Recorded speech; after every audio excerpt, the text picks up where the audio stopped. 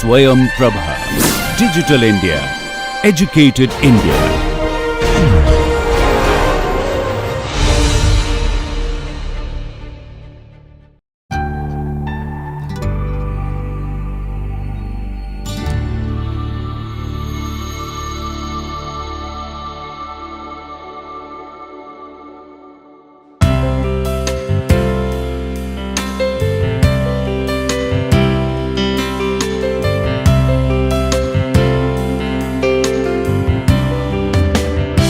Hi friends, now we will start discussion on the topic heavy crude oil processing.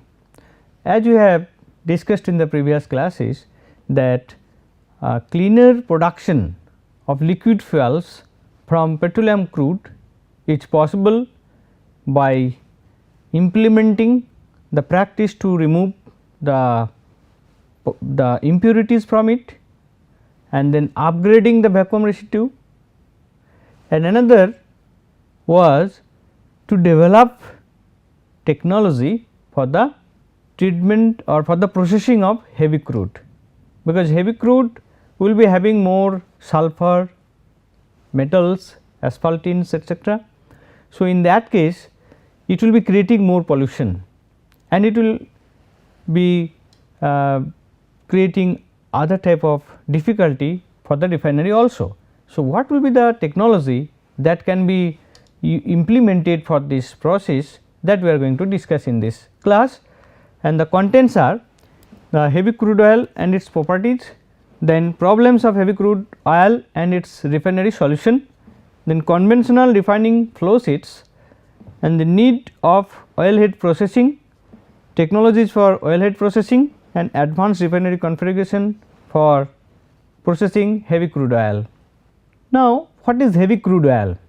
Already we have discussed in our previous class that when the API gravity is lower, then the crude oil becomes more heavier, and some example was light oil, medium heavy oil, these we have seen in the previous classes, and extra heavy oil and bitumen, these are also considered as heavy crude, that is the bitumen can give us synthetic crude and extra heavy oil is also heavy crude. So, both conventional as unconventional type of crude sources are there. So, we can get synthetic crude oil even from these sources like tar sand and your bitumen and oil shale. So, we can get crude oil from this and that can be processed. So, how we can do it, that we are going to discuss. So, unconventional oils from enhanced oil recovery or tar sands and shale oils also considered as crude oil and synthetic crude are obtained from bitumen and that is tar sands and shale oils. So, synthetic crude is the output from a bitumen or extra heavy oil upgrader facility used in connection with oil sand production, and it may also refer to the shale oil and output from an oil shale pyrolysis. So, oil shale pyrolysis, shale oil is nothing but a rock, sedimentary rock which contains oil or the crude like material. So, that crude is produced from the shale oil through pyrolysis and that is synthetic crude. Similarly, synthetic crude can also be produced from bitumen or say tar sand. So, that is called extra heavy oil upgrader facility, they are producing this one. Now, if we compare the composition of this, say bitumen, heavy crude oil and syn crude oil. So, these are our matter of concerns, we are going to discuss on these, how this can be converted into clean fuels, and then this if we see the asphaltenes is here, heavy crude oil and bitumen both are having, but synthetic crude is not having that asphaltene. Then resins are there and then aromatics and saturates. So, saturates are increased aromatics are increased in case of syn crude with respect to bitumen and heavy crude. Then syn crude, synthetic crude is produced that can be refined further. So, how we can get the synthetic crude? So, there are number of methods, and how we will refine this heavy crude? We are talking about the heavy crude, then the conventionally the heavy crude is transported to the refinery, and then heavy crude is blended. The heavy crude is diluted with the addition of some diluent. So, diluent addition, viscosity reductions, so pumping cost reduced, and it is transported through the pipeline to the refinery. Then once it is coming to refinery, then refinery operation starts, and then it gives transport fuels, high value products, and then the bottom part we get your asphaltenes here, and we can get also fuel oil or coke, already the similar conventional refinery configuration. That way it is followed. But the difficulty is that this heavy oil, it is having high viscous, highly viscous, it is high tan and high sulfur content, and pipeline transportation is also difficult and not comparable with a conventional refinery. So, this is not compatible with the conventional refinery. So, the important problems for this crude oil is that high crude side pressure drop. So, once we are pumping the heavy crude after diluent addition, then also its viscosity is higher than the light crude and it requires high pressure. So, when it is coming to the refinery side, the pressure drop takes place. So, this high pressure drop is required, and then the first step in the refinery is your desalting. So, desalting will also be difficult here because it contains more asphaltenes, more sulfur, etc. So, desalter upsets and poor desalting capacity performance we get here, and then rapid crude column condenser corrosion. So, when it is going for distillation, then the crude column will be having more corrosion, the condenser part will also will experience more corrosion. So, low diesel product yield, this feedstock will give low diesel product, and vacuum heater coking, vacuum column fouling. So, it can also make more fouling of this scale formation etc. take place, and high vacuum in vacuum distillation column we have to produce more vacuum, so that the more relatively heavier components will also come into the liquid form. So, lower high HVGO product, heavy vacuum gas oil product, this draw temperature and lower yield, and then high metals in feed to catalyst feed hydrotreater. We have high metal content. So, the feed, the liquid which will be generated, that can be sent for catalytic hydrocracking unit, that will be containing more metal. So, we have to need some demetallization unit for processing this, and general corrosion problems is higher in this case. So, these are major drawback or problems with the processing of heavy crude in a refinery, and for processing heavy crude oils or blends, these are the challenges: higher heater temperature. So, we need to put higher heater temperature because already available materials in the feedstock is of high molecular weight. So, we need more temperature for its distillation, and lower atmospheric and vacuum column operating pressure. So, as we have already discussed, the lower the pressure we will get more hydrocarbons, high molecular hydrocarbons in liquid phase, and lower atmospheric column overflush, obviously overflush will be less because lighters are not there, are very less there. So, improved wash selection efficiency, and then better ATB VTB, atmospheric tower bottom, vacuum tower bottom stripping are needed to maintain product yield and quality.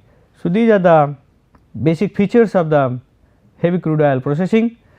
Now, we will see the prerequisite, what are the options or what we can do for the processing of this crude, this type of crude. So, there are some prerequisites. If tan is very high, acid number is very high, then some prerequisites as mentioned here, and if it is high metals, high pour point and high nitrogen content crude, then also we have some prerequisite. So, for the first case, say when the tan is very high, total acid number is high, so in that case we need to crude blending, but if the tan is 0.6 or less, then no modification is needed, otherwise there should be some blending options and that can be processed. And then pre-processing, if tan is there, so acid is there, so you have to neutralize it first before sending to the refinery. So, neutralization by alkali, this step is required, and then chemical addition.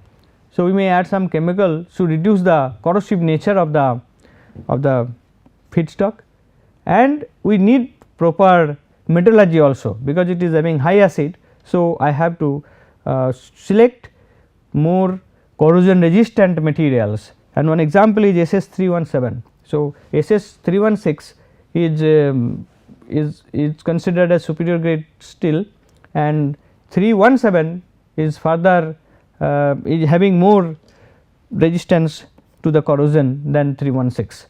So, that way we can use the SS 317, and for high pour, high metal and high nitrogen content crude, we can require we may require a jetty for uploading. If it is a say high pour point and crude tanks to be heated, we have to put the crude tank heated so that it can be in liquid form.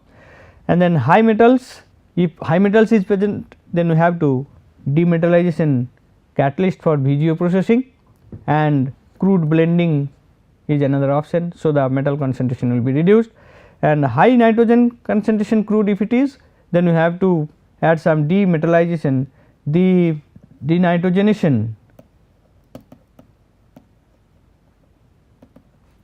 catalyst for VGO processing, and crude blending is also another option. So, these are the prerequisites to process the heavy crude having these high tan, high pour, high metals and high nitrogen.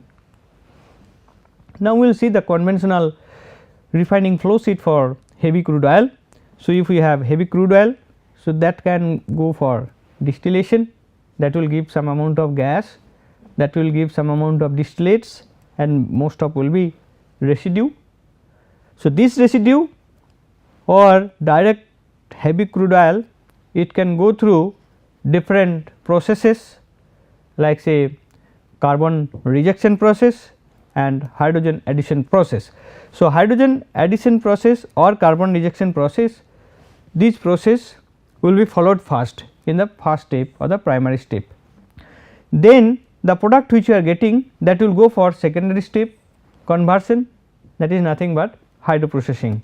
So, first will be primary processing, then secondary processing, though it will be the hydrogen addition or maybe carbon rejection, and then the second is hydroprocessing. Then ultimately we will get the products. There may be some commercial products, here some steps may be required for to fine tune the quality of the products. So, here for hydrogen addition processes, number of processes have been reported, like say hydro treating, hydro cracking, and here some fuel cracking is also there, only thermal treatment, and then coking. So, hydro treating may be of different technology, RDS, residual desulfurization, and then vacuum residue desulfurization. High valve is developed by Francis Asval group, this is one hydro treating process, and OCR is on stream catalyst replacement process, in this case hydrogen addition takes place, and hydro cracking is HOL, LC fining, HyCon and ABC. HyCon is a cell technology, so ABC technology. So, these are the technology licensors for hydro cracking, and fluid cracking, fluid catalytic cracking can also be used for this conversion, and then the carbon rejection, say delayed coking, fluid coking, flexi coking, already we have discussed about delayed coking. So, this coking can also take place for the conversions of this heavy crude to liquid part, and then to further hydroprocessing to get the commercial fuel. and we can get hydro visbreaking, or we can get solvent deasphalting. So, solvent deasphalting, DAO, deasphalted oil, then again hydroprocessing and commercial fuels, and asphaltins we can separate from this HDA unit, which can be used for other applications like road making, etc. So, this is the conventional refining flow sheet with heavy crude oil, and from this basis we can summarize that heavy crude oil is transported to refinery conventionally from the production field and then require high pumping cost. Desalting is not so easy at the refinery site, and fractional distillation produces different liquid products, gas and residues. The produced liquid products and residues undergo primary and secondary conversion reactions, and then primary conversion includes cracking, hydrotreating, solvent deasphalting, visbreaking, coking, etc., and secondary processing includes hydroprocessing. So, this is about our conventional technology. Now, what are the difficulty with these conventional processes? Say we need to add some diluent, we are adding some diluent, then again diluent recovery is a question. It affects the economy of the process. So, supply concerns, where from we will get the diluent and what type of diluents we will add and how we will recover it from it. Okay. Then high pumping cost and expensive regeneration and recycle of the diluent. So, these are the difficulty with the diluent part, and then heated pipelines. So, we are using diluent, but if the temperature, ambient temperature changes through the path of the pipeline, then again it can be the flow can be seized. So, we have to maintain the pipeline heated throughout the distance. So, high capital and operating cost is needed and low reliability. We do not know whether it will work, or it may be affected by some external agency factors, or maybe some fault at any time. So, it is not so reliable solution, the reliability is less, and very high viscosity, it is very high viscosity. So, shipping problems it will arise, and high metals I have already discussed, the refining problems will be there, and high CCR again refining problems, and high carbon need expensive hydrogenation. That hydrogenation unit is very essential for this, and this hydrogenation in the refinery, this is the expensive part of any refinery. So, that is why the difficulty with the crude, heavy crude operation at the refinery side is limited by these factors, is also are restricted by these factors. So, people tried to get some preliminary removal of the impurities at the production site. So, oil head processing of heavy crude oil can reduce the transportation and refining cost. So, oil head processing is implemented.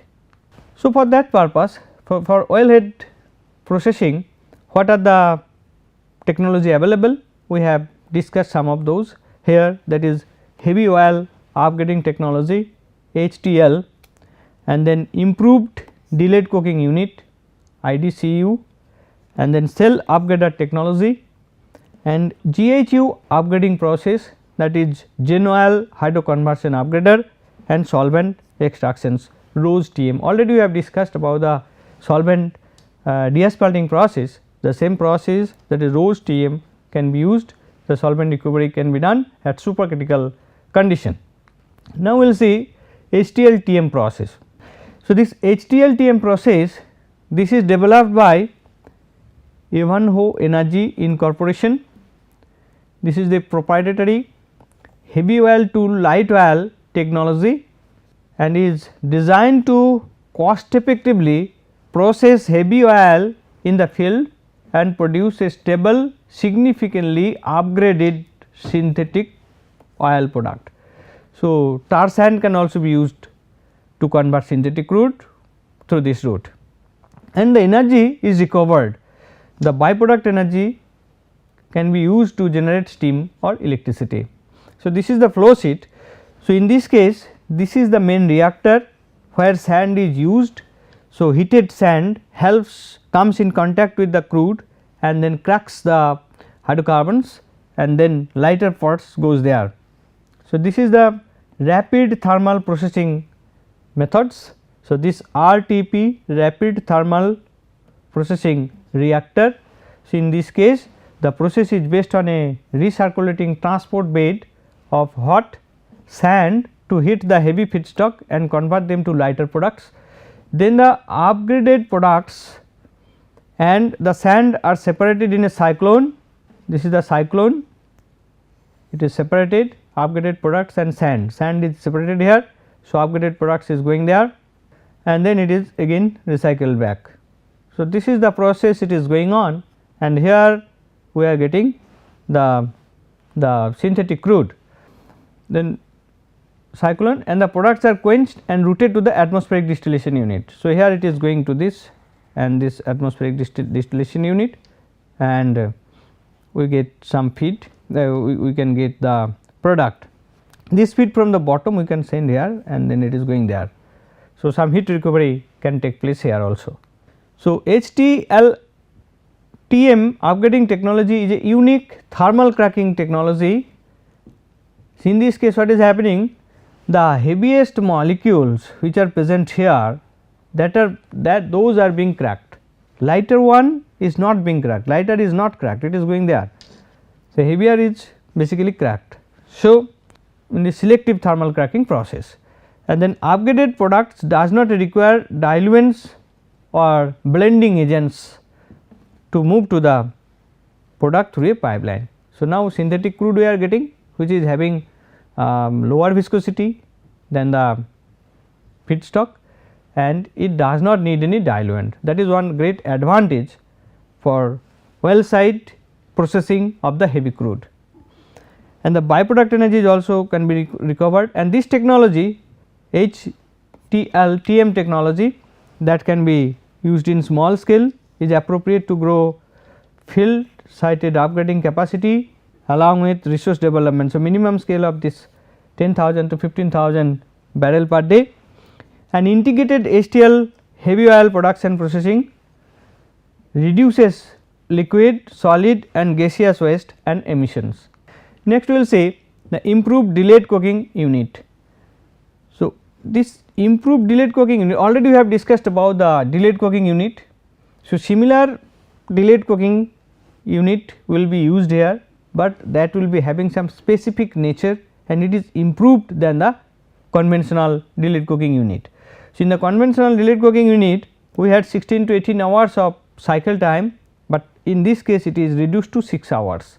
So, it is more efficient than that one, and this IDCO has revolutionized delayed coker by eliminating in situ decooking process, that is why the time has been reduced, means it is continuous type operations in situ delayed cooking. So, 4 hours time for its coke removal is not necessary.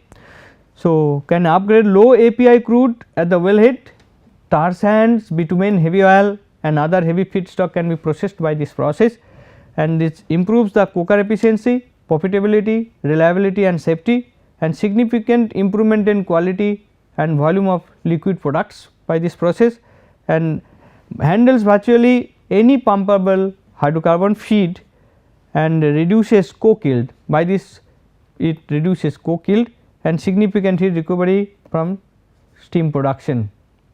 Now, we will see the flow sheet for IDCU process. So, here we are having oil head, so here the oil we are getting. So, then we are adding steam and heating, then flash drum. The flash drum will give us some light crude and then it is going to coke drum, we are getting heater and then going for coke drum.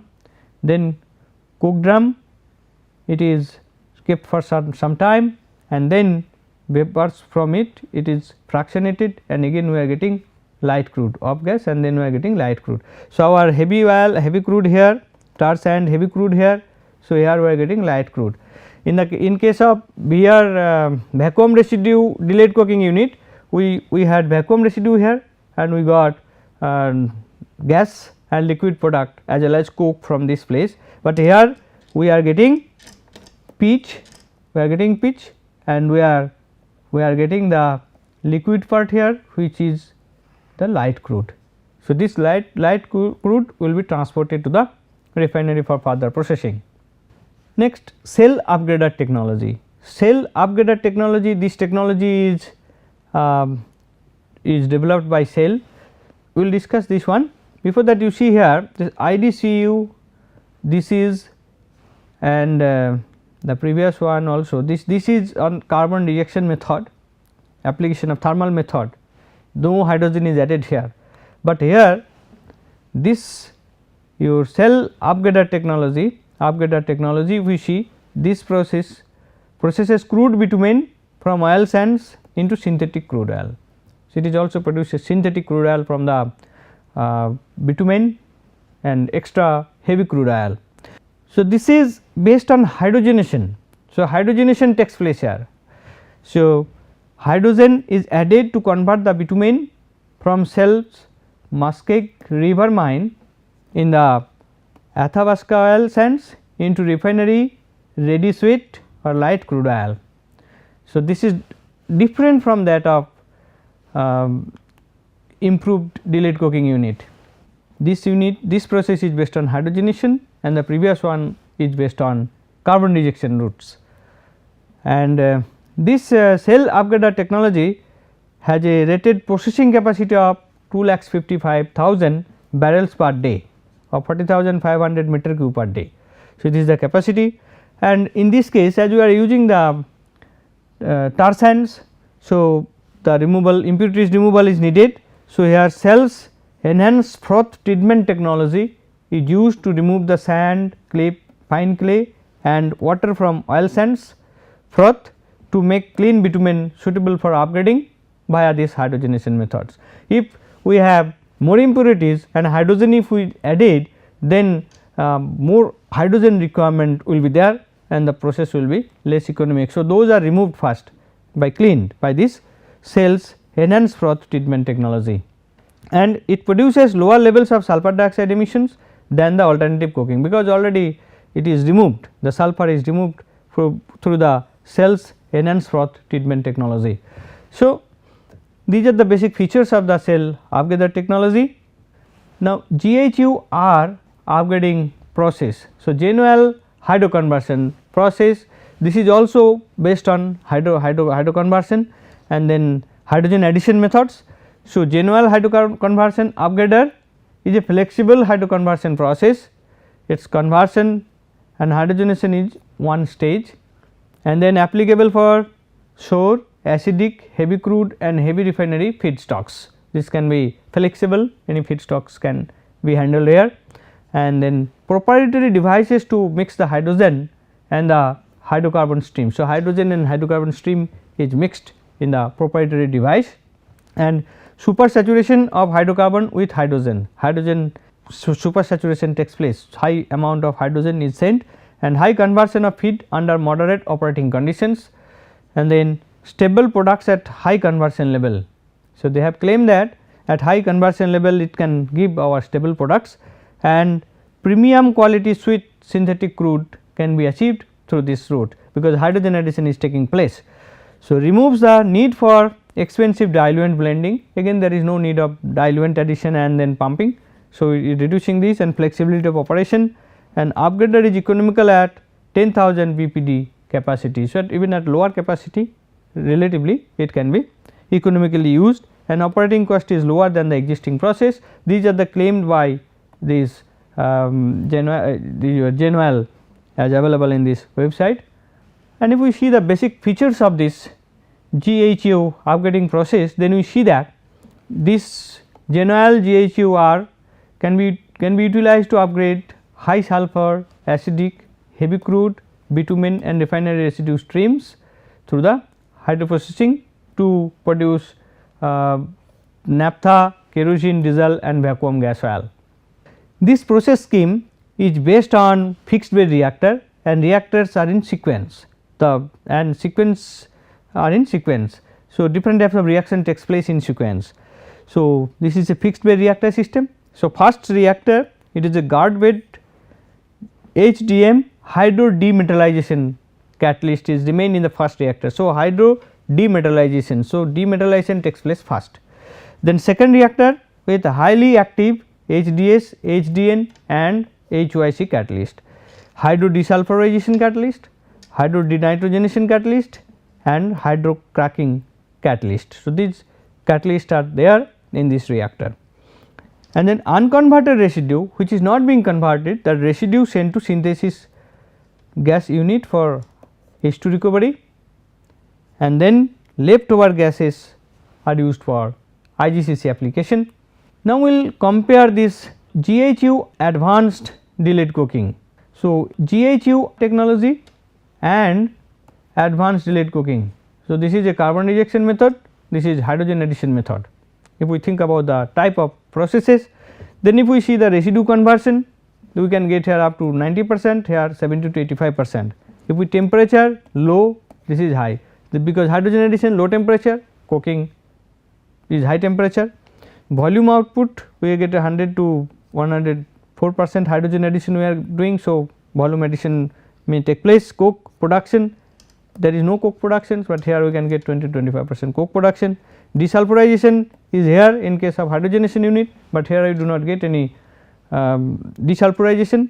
Hydrotreating process includes hydrotreating, it does not hydrotreating, it does not include hydrotreating, requires further hydrotreating.